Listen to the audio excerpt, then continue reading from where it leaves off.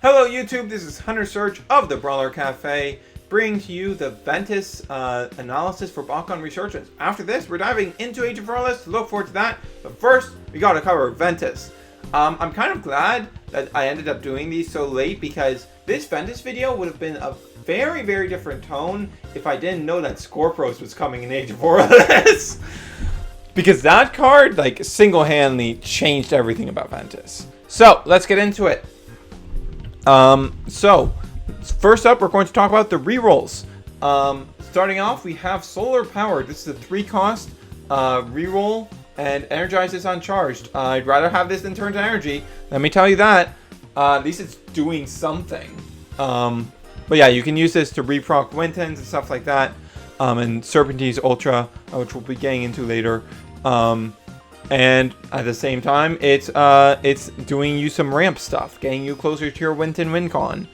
Oh god, I just realized how that wordplay sounded. Oh god, that wasn't even intentional, guys. Oh god. Oh god. Okay, moving on. Now, Ventus's rerolls overall are very high costed. I still find them better than Haos's because what they're doing with that high cost is actually decently worth the cost. But they're still relatively high costed, so they're not super amazing. But regardless, Tangle Vines is a 4-cost. It's an optional reroll and minus 800B to the opposing Bakugan. So this is giving you par B power for its energy cost, and it's giving you a reroll. Pretty solid, I guess, if you need, if you want the additional reroll. Nature's Blessing, this is trash. This is a dumpster fire. 5-cost mandatory reroll. If you open on the reroll, the Bakugan gets plus 10 damage and Shadow Strike. This is trash. This is like, it's a mandatory reroll card, and all the damage it's giving you is just on curve and a keyword that's like not relevant. Like, it only matters against other Ventus decks. Like, that's not good, guys. That's no good. Okay, moving on from the rerolls onto the real cards. First up, we have Atropic Blast. This is basically Tides for Turbo. Minus 200B normally, and Turbo minus 400B. Now, in a world where Ramp is good, this is actually way better than Tides. Because Turbo is actually the best keyword in the game if Ramp is good. Because Turbo is mega easy to maintain. All you have to do is your natural energize each turn. You don't have to continue to have enough hand size and low-cost cards to combo. You don't have to discard additional cards. You don't have to keep your hand low and thus be relying on top decks. And you don't have to be maintaining a lead that will be forcibly reset after 3 battles. So, Turbo is the best because it's easy to maintain. And once you have Winton out, it's online forever. Like, unless you're fighting another Turbo deck, which then becomes a different story. Like in a mirror match, Turbo is actually the worst keyword because it's super hard to maintain. Whereas stuff like Fury, Sacrifice, Flow, they don't care about what your opponent's doing. And Domination is like really not much different in how hard it is to maintain compared to normally. So you know. But yeah, that makes a Tropic Blast really good. Like, not as a turn 1 card. Like, as a turn 1 card, it's not amazing. But as a later turns card, even as early as turn 2, if you get, like, Stoneblade off, or Trox Ultra's base form effect. But yeah, really solid card in a world where Turbo is good. Similarly, Crystal Quake is also really good. This is the draw support, an actual proper draw support, unlike the garbage that was Stomping Quake. This is 4 energy, you draw 2 cards by default, and then if you're in Turbo, you give an opposing Bakugan minus 700B. This is probably the best of these draw 2 or 3 cards because the B power change that it's causing is the closest to par for its cost. It's only 100B below par for 4 cost, and you're drawing 2. And even better, the draw effect is the default effect, whereas normally with these ones that with like Anger and Cute Apocalypse, and Dust to Dust too, I believe. Yeah, the B power gain is usually the default effect, and the effect you gain for the keyword is the draw effect. But Crystal Quake will just always give you the draw power. So that's really, really nice. And then Stoneblade, hype this up a lot. Been mentioning it, well, not that much, but this card's really freaking good, guys. It's your 1 cost turn to energy, basically. It's 1 cost plus 2 damage, so that's par. And if your Bakugan is holding a Green Fist, you energize this uncharged. This is one of the best applications of Green Fists. And there's a common trend in Ventus Bakugan of having a Magic Shield plus Green Fist. So you have that Green Fist, just land on turn 1, get that Stoneblade off, and you've got your turbo going. So really the big issue with turn to energy and Ventus as a whole, and general design right now, is that the ramp cards are basically designed with the mentality that they need to be costed the same as they are in other MTG likes, which is generally 2 mana and doing nothing else. The problem is that the tempo loss in Bakugan for playing that is way larger because the creatures exist by default instead of having to be paid for and then waiting a turn before they can even attack. So that means you need those ramp cards to either be repeatable stuff like Scorpios Ultra or Winton, or they need to be lower costed or doing something else in addition, like the Stoneblade. Stoneblade is a good example. So yeah. This card's really good, helps Ventus Turbo out a lot. And last action, huge knowledge. Okay, so this is a bit of a meme, but also not really. Because Winton is actually rather difficult to get to the 15 energy. You'll typically end up getting actually really close, like just shy of it, but then you'll run out of deck. And when you have Winton up, as long as your Winton doesn't go disrupted, it doesn't really matter that you run out of deck. You just need Winton. With Winton, you can typically get to 10 energy. So you just use Huge Knowledge, energize your discard pile, and get the rest of the way there. Easy.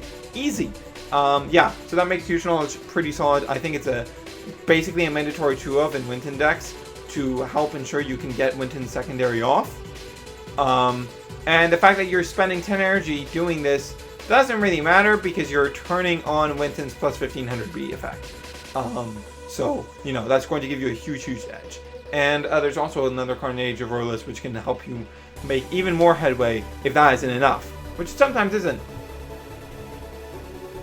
And yeah, that's it for actions. Moving on to Bakugan. First, we have Ventus Trox Ultra. So base form, we've been over this before, 301, Shield Helix, pretty good course, and you may energize a card in your hand uncharged. First evolution is Hyper Trox Ultra. 2 cost, pretty cheap. Gets par B power plus 400, but since the base form is pretty weak to begin with, that's not that notable. And its actual effect doesn't change at all. It's just the same victory, you may energize a card in your hand uncharged. Lastly, we have the big Bakugan Elite Boy, Titan Trox Ultra, 5 cost, 1000 B, 10 damage. And if you control Winton styles, it becomes 2000 B and 20 damage. And as the victory, you may energize any number of cards in your hand uncharged. That can help you get Winton online. In a very similar way that Huge Knowledge does. This is a good boss card for Winton focused decks.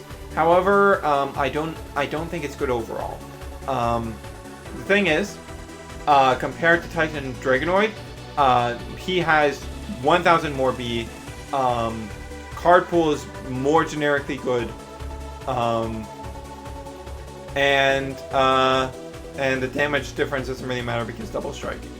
Garganoid will typically come out initially on a team attack, big double strike, big damage. Titan Garganoid is way better, and it's just more generically good. Titan Trox Ultra, put him in a turbo deck, put him in a Winton focused deck, because Winton is a solid card when you get that secondary off. But for general usage, Pyrus Titan Garganoid is the better boss card. Just want to put that out there. Next up, we have Ventus Serpentine Ultra. So this is where we see the Magic Shield plus Green Fist. This is a 403, decently solid due to the Magic Shield. So it has 2 evolutions, which are basically variations on the same thing. Hyper is 2 cost, 706. When this opens, you may recharge up to 2 energy cards. And Titan Serpentine Ultra, 5 cost, 1000 B, 7 damage, and when it opens, you may recharge all of your energy cards. So, here's the thing. Titan is actually trash. Hyper is the good one. Getting it out for 2 is really, really good. There's only a 300 V difference between them, despite a 3 energy difference. So that's not great, and there's only a 1 damage difference. And the difference in recharging up to 2 energy cards and recharging all of your energy cards, it's not real. It's not real. That isn't worth it, because the way you utilize this is like you abuse rerolls with Winton, and get access to a bunch of energy. And Hyper Serpentine just does that just as well, because your rerolls are 1 or 0 cost. And it's just not worth waiting until turn 5 to get the additional recharge all your energy, which in most cases will just be overkill. You won't often use all of that energy. Hyper is the good one. Hyper is the good one. Remember that. Hyper is a good boy. Lastly, not lastly, what am I talking about? But next up, Ventus Garganoid Ultra, Magic Shield, Green Fist, 403, and first evolution, Hyper, is not very good. 1 cost, goes up to 500, so that's like below par B power gain. 4 damage, and if you're in Turbo, he gets plus 5 damage. Not worth it all.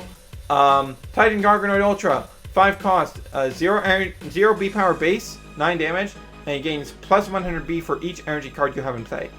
So, this is not like generically good. However, it is another Magic Shield Bakugan, which is generally good.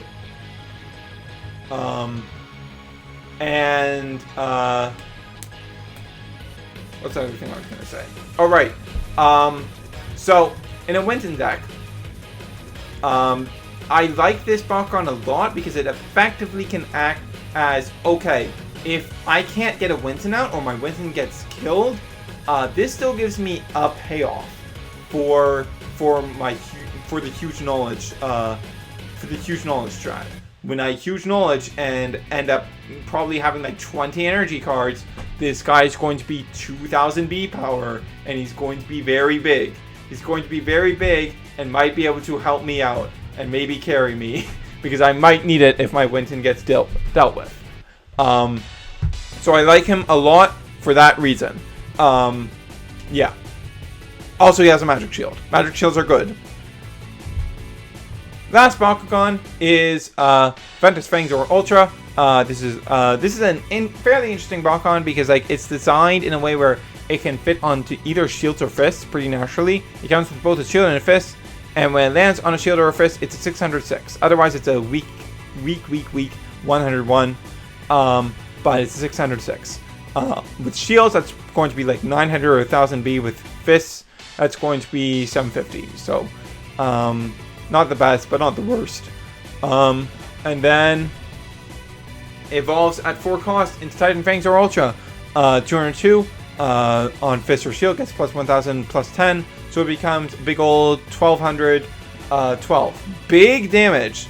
Like one of the biggest damage counts you're going to be able to get. And if you really want a Ventus for fists or shields for access to stuff like, say, Nature's Power, because that's a really good card, this is basically one of the best options. So I find it notable for that alone. Lastly, we have Ventus's core type flips. In tradition with set 1, Darkus, Chaos, and Ventus get the best core type flips. So Ventus comes in 3rd with Rock Riser. Stop a Bakugan holding shield or magic shield. So I find this better as a magic shield stopper than Confuse, if I'm actually being perfectly honest, now that I've really thought about it, because this is able to stop magic shields while also stopping a much more common core type. Though I guess it kind of depends on how the meta shakes up. I don't know, I think it could go either way between Rock Riser or Confuse being better, but either way, I think they're too low in scope overall. And give sideboards. They all become like basically every single core type flip becomes at least notable if we get a sideboard. But if we don't, I think they're mostly too niche. And Web Snare, 0 cost, stop a Flaming Fist, pretty solid, especially if the big Hydronoid boy becomes common. So yeah, that is Ventus. Was much more optimistic about this than I would have been around Resurgence's release, because Resurgence Ventus initially was really, really trash. But the fact that we know that Scorpio's Ultra is coming to save the entire faction, it makes everything here a lot better. So with that said, this is Hunter Search for the Brawler Cafe, signing off. And next time we meet in this analysis corner, we will be diving into Age of Aurelus. So I hope you look forward to it. And this is Hunter Search, signing off.